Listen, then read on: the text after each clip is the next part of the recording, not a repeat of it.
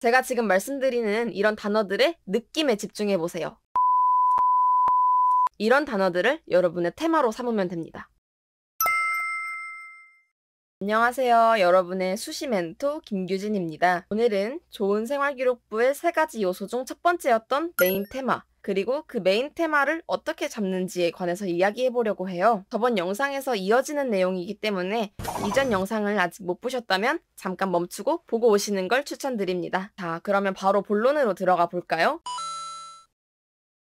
이 3년이라는 고등학교 생활 동안 나의 진로와 관련된 노력을 보여줄 수 있는 이 메인 테마라는 건 제가 학술적이어야 한다고 말씀드렸죠. 다른 형태의 테마를 잡는 것도 얼마든지 가능하지만 대학이 학문을 하는 공간이라는 점을 생각해 봤을 때 우리의 생활기록부를 보게 될 교수님과 입학사정관님께서는 학술적인 이야기를 할 때 가장 익숙하게 느끼시기 때문이죠. 결국 핵심은 나의 진로와 내가 잘하는 분야를 종합해서 표현할 수 있는 그 학문을 하는 사람이라면 누구나 알고 있는 그런 중요 개념 하나를 뽑아서 내가 우리 학교에서 이 개념에 관해서는 누구보다도 잘 아는 그런 전문가가 되겠다는 마음으로 공부하는 거라고 했어요. 기억하세요. 나의 진로와 관심사와 연관된 개념을 찾아서 전문가가 되겠다는 각오로 집요하게 파고든다. 학술적인 개념이라는 게 무엇인지 잘 모르겠어요 라고 생각하실 분들을 위해 제가 간단하게 이과 학생을 기준으로 예시를 들어볼게요. 이제 학생분들 중에서 어느 정도 과학 과목을 들으셨다면 배우는 과정에서 선생님이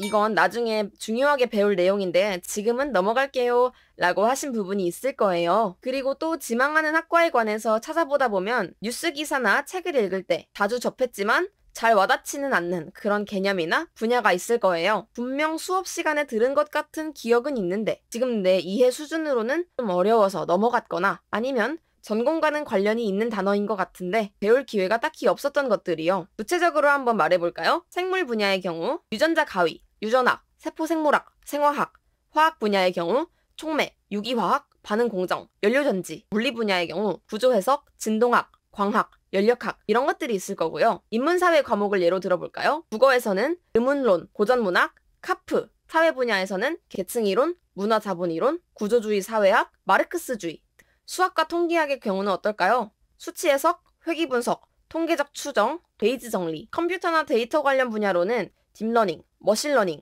강화학습 이런 것들이 있을 거예요. 제가 지금 말씀드리는 이런 단어들의 느낌에 집중해 보세요. 분명 어디선가 들었던 말이지만 직접 설명하라고 하면 아직은 좀 낯선 그런 단어들이죠. 이런 단어들을 여러분의 테마로 삼으면 됩니다. 만약 제가 말씀드리는 이런 키워드에 관해 아무런 느낌도 받을 수 없고 이런 단어들을 어디에서 접해야 할지도 막막하시다면 그럴 때는 자기가 진학하고자 하는 전공학과의 홈페이지에 들어가 보세요. 왜냐하면 대학에서는 해당 학문 분야에서 굉장히 중요하다고 보는 그런 개념들을 전공 과목 이라는 이름으로 개설해 놓기 때문이에요. 해당 학과 교수님의 연구 분야를 잘 살펴보는 방법도 있습니다. 네, 지금 보시는 화면은 서울대학교의 화학생물공학부 홈페이지입니다. 여기 보시면 교과과정 탭이 있어요.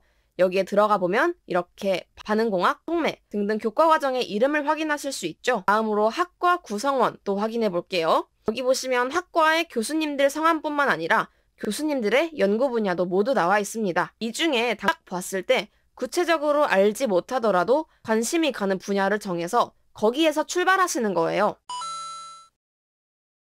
메인 테마를 정했다면 스텝 2, 이제는 전문가가 될 차례입니다. 3년이라는 시간 동안 이 개념에 관해서는 적어도 내가 이 학교에서 제일 잘 설명할 수 있는 그런 전문가가 되는 걸 목표로 공부하세요. 그 개념을 이해하기 위해 가끔은 해당 과목의 지식뿐만 아니라 수학과 영어, 그리고 인문사회학 지식 혹은 과학기술적 지식까지도 필요할 수 있어요. 이런 선행 지식을 모두 탐구하는 것도 당연히 포함됩니다. 그리고 지식을 습득했으면 그걸 나만의 언어로 표현하는 것도 역시 중요해요. 친구들 앞에서 발표하거나 글을 써볼 수도 있겠죠. 이 모든 과정을 생활기록부에 녹여내는 거예요. 대학교 홈페이지에 교과 과정을 참고해서 메인 테마를 정했다면 그 메인 테마가 되는 분야를 이해하기 위해 필요한 배경 분야가 무엇이 있는지도 다 학과 홈페이지에 나와 있기 때문에 차례대로 따라가면서 배경 지식을 습득하는 그런 나만의 로드맵을 그리는 것도 좋은 방법이 될 것 같아요. 그런데 메인 테마를 잡을 때 한 가지 주의하셔야 할 점이 있어요. 그건 바로 내가 설정한 나의 진로에 너무 사로잡혀서 너무 구체적인 응용 분야를 키워드로 설정하면 안 된다는 거예요. 처음에 메인 테마를 찾아 나가는 단계라면 우리가 학교 현장에서 배운 과목을 기초로 해서 내가 실제로 배웠던 과목에서 출발해서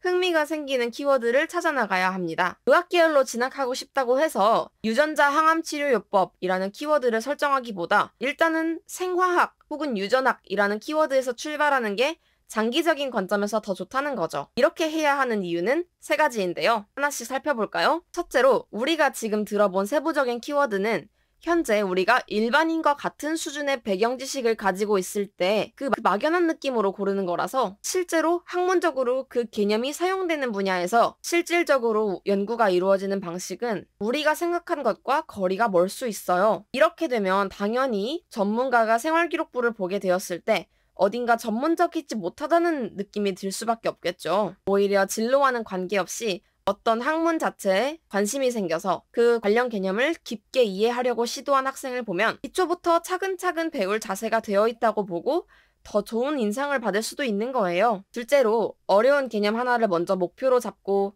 그걸 이해하는 데 필요한 다른 개념이 나타나면 다시 찾아서 공부하는 이런 방식은 시간이 많이 걸리고 효율 측면에서 좋지 못합니다. 이런 방식을 탑다운 방식이라고 하는데요. 공부를 시작할 때에는 바텀업, 그러니까 아래에서부터 위로 올라가는 그런 방식이 효율적이에요. 의학 계열에 진학하려는 생각으로 유전자 가위라는 개념을 테마로 잡아서 이걸 이해하기 위해 노력하다 보면 효소라던가 비상동 말단 연결이라던가 이런 생화학적, 유전학적 개념이 추가로 나타나면 그때마다 이해하지 못해서 어려움도 많이 겪고 시간도 많이 걸릴 거예요. 그렇기보다는 먼저 생화학의 주요 개념 중 하나인 효소에 관한 지식을 탄탄하게 습득하다 보면 자연스럽게 유전자 가위라는 더 깊은 개념으로 탐구를 발전시킬 수 있을 거예요. 대학에서도 당연히 갓 입학한 화학공학과 1학년들에게 수소 연료 전지라는 개념을 먼저 가르치지 않습니다. 그걸 이해하기 위해 필요한 기초 배경 지식을 먼저 쌓을 수 있도록 일반화학, 물리학, 통계학, 공학수학과 같은 기초 과목을 먼저 가르쳐요. 그렇게 배우는 것이 효율적이기 때문이에요. 셋째로 진로와 관계없이 학교 과목을 기초로 해서 생활기록부의 테마를 잡아놓으면 나중에 나의 희망 진로가 변경되거나 할 때에도 활용하기가 수월합니다. 우리의 희망 진로는 사실 언제든지 바뀔 수 있잖아요. 지망하려고 하는 세부 학과가 바뀔 수도 있고요.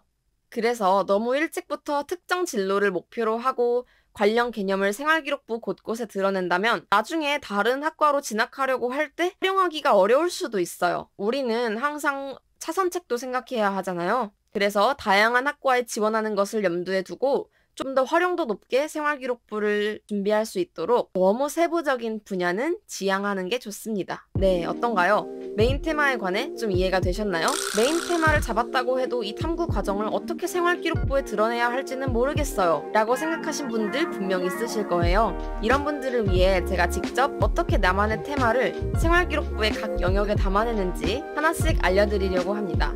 다만 그 내용까지 담으면 영상이 너무 길어질 것 같아서 바로 다음에 업로드될 생활기록부의 구조를 설명하는 영상에서 함께 소개하도록 할게요. 제 영상이 생활기록부를 준비하는 데 조금이나마 도움이 되었다면 좋아요 부탁드리고요.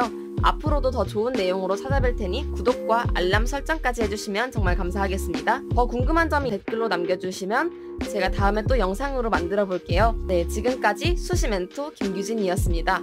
여러분 시청해주셔서 감사합니다. 다음 영상에서 만나요. 안녕.